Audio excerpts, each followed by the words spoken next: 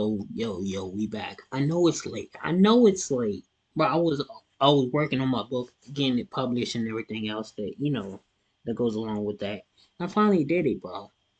So go get that. It's not just some regular trash book, be like, oh, this is my self discovery book, for how nah, it's like a superhero narrative with it's like a coming of age story, bro. Y'all really gonna like it. When I get that when I get it on ebook, I'm gonna let y'all know, bro. But anyways, let's get right to it. This is The Rock Shock return. The Muso back. Fans hate new WWE title. Goldberg returns. Bad Blood 2024. Let's go. What is going on, guys? It is WrestleMania here, back with another video. A Bad Blood is back, and like the original show, this one has a wild Hell in a Cell match booked. However, that's just the beginning, as the WWE has 4 other matches scheduled, all with the potential for some serious mayhem, and there really was some mayhem in this show. Join us now as we recap the show and look at the good, the bad, and the downright ugly.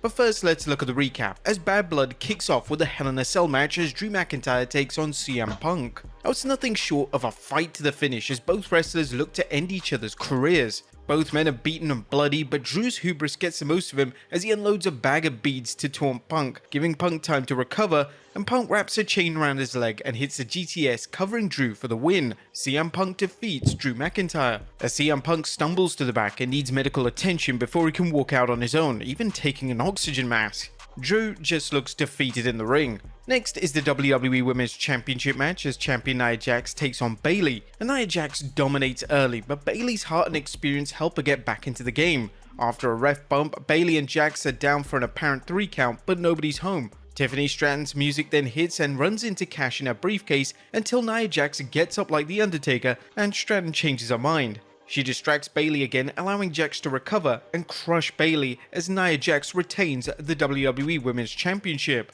The next match is Damian Priest vs Finn Balor, and this is all about Damian Priest getting payback on Finn Balor for betraying him at WrestleMania 40. Priest dominates the match until the Judgment Day's Carlito and JD McDonough show up, giving Balor time for a counterattack. It's not enough though, as Priest rallies, disposing of Carlito and McDonough before finishing Finn with South of Heaven. Damian Priest defeats Finn Balor. Next up, Triple H has a huge announcement, or as in his words, a historic announcement, as now Crown Jewel will feature a match between both sets of world champions, including the men and women. While their titles won't be on the line, a new title will be at stake, the Crown Jewel Championship. Gunther shows up and calls out Goldberg, telling him he was only joking when he said he was his childhood hero. Gunther then insults Goldberg further until Big Bad Bill tries to get into the ring. Security then hold him back, but Sami Zayn uses the opportunity to attack Gunther, leading to a pull-apart brawl. Next up is the Women's World Championship match, as Dominic Mysterio is suspended in a shark cage over the ring, as champion Liv Morgan takes on Rhea Ripley. Now, Dominic can't interfere, but Liv isn't as helpless as she looks. Morgan uses her speed and craftiness to stay in the game, and showing his love for Morgan, Dominic manages to unlock the cage and dives out only to be dangling down by a cable. Rhea attacks him only for a stranger to attack her, leading to the referee disqualifying Liv, as Rhea Ripley wins but by disqualification, so no title change. The stranger is revealed to be Raquel Rodriguez, who has unfinished business with Rhea Ripley and realigned with her former tag team partner Liv Morgan. And then it's time for the main event, as undisputed WWE Champion Cody Rhodes and Roman Reigns take on the bloodline of Solo Sikoa and Jacob Fatu with Tama Tonga and Tonga Loa. Sikoa and Fatu show an incredible brutality that keeps Roman and Cody on the defensive for most of the match. A hot tag to Roman seems to turn the tide, but Solo and Jacob's teamwork keeps them on the offensive. Cody takes Jacob and himself out of the match, where he hits a flying body splash onto Fatu while the Samoan werewolf is on the announce table. Then Tama Tonga and Tonga Loa show up, but Jimmy Uso returns, neutralizing them and allowing Roman to get the spear for the win. The winners are Cody Rhodes and Roman Reigns. But Roman and Jimmy hug it out as they leave the ring, but meanwhile, Solo Sikoa, Tama Tonga and Tonga Loa deliver a post-match beatdown to Cody until Roman hesitates whether to help him. Jimmy says he'll do whatever he... Alright boys, who we betting on?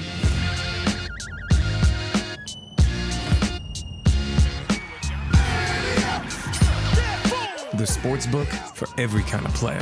Hard Rock Bet. Roll with us.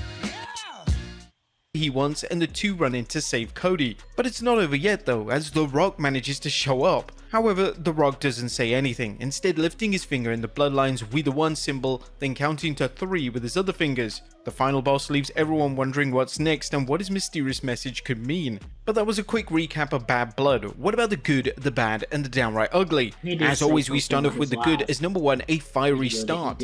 A pyro can get old real quick, which is why it's better to reserve it for special shows and special occasions. Using the cane-like pyro to launch the Hell in a Cell match looked terrific, and this was the ideal way to introduce a match that hasn't been seen in over a year. Number 2, putting the hell back in Hell in a Cell. Tonight's Hell in a Cell match was nothing short of a masterpiece. Fans talking about how Drew vs CM Punk restored the Cell to its former glory need to be reminded that the WWE did a phenomenal job restoring the match's reputation when Edge met Finn Balor at WrestleMania 39. Nevertheless, if WrestleMania 39 restored the Cell's reputation as a butchery, tonight's match took it to the next level, making this a masterpiece of a match. Both superstars bled buckets and used the cage and various implements of destruction to end each other. So many things made this match work, including the steady build up to a Mortal Kombat-like finish and Punk selling the aftermath of the match by needing medical attention just to walk to the back. Number 3, WWE gives the Cell the time it needs. Now, as mentioned, many pieces made the Hell in a Cell match an instant classic, including the WWE giving it time it needed to play out. The match's story of two men committed to ending the other's career needed extra time to show how far they pushed each other and just how much punishment it took to end it. Not every match needs to run 20 or 30 minutes, but Hell in a Cell was so good that it flew by like a match on WWE speed. Number 4, Punk sells the Cell. Now, as good as Punk and McIntyre's performance in the match was, Punk elevated things further by selling the match's aftermath when he attempted to walk to the backstage area. Punk limped only to fall, requiring medical attention before walking unassisted. Hopefully, the WWE will keep both superstars out of the ring for 1 or 2 weeks to further sell the match's impact. Number 5, amazing announcing. Michael Cole and Corey Graves did everything wrestlers should do, sell storylines, adding layers of tension and excitement as needed, and answering certain questions that fans may have.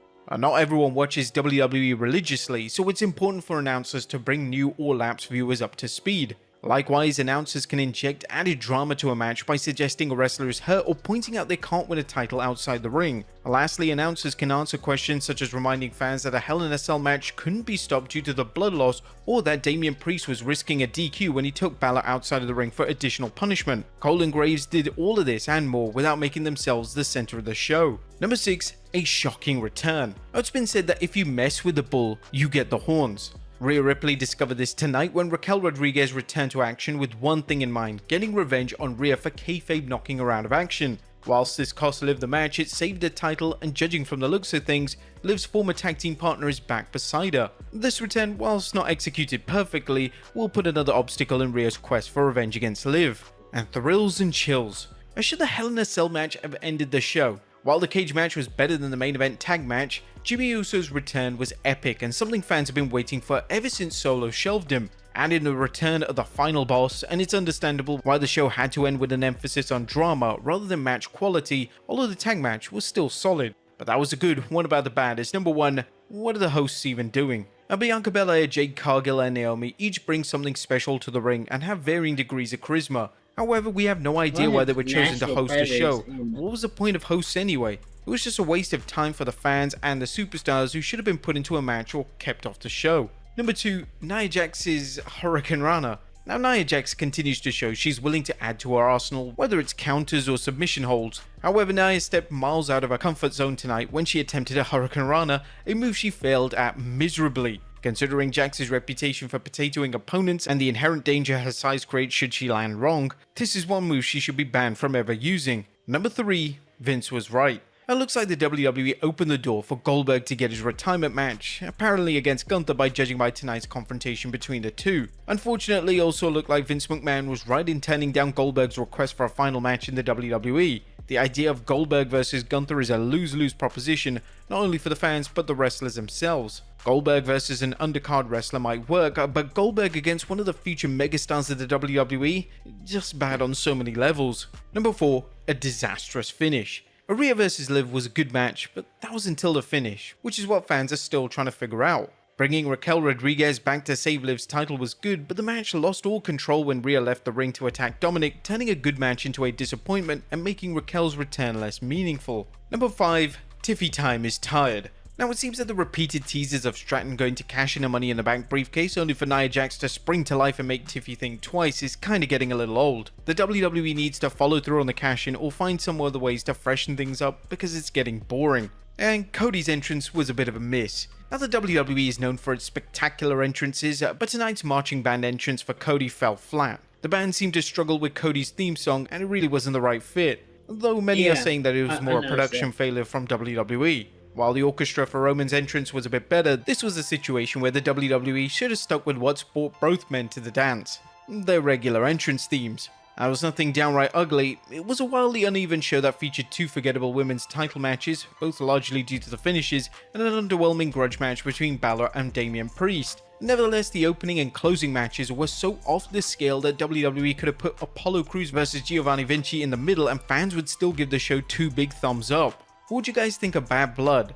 Let us know in the comments down below. I'll see you next time with some more wrestling content. Hopefully we see him this Saturday. Anyways, we're getting out of here. Thank y'all for watching. I'm gonna see y'all in the next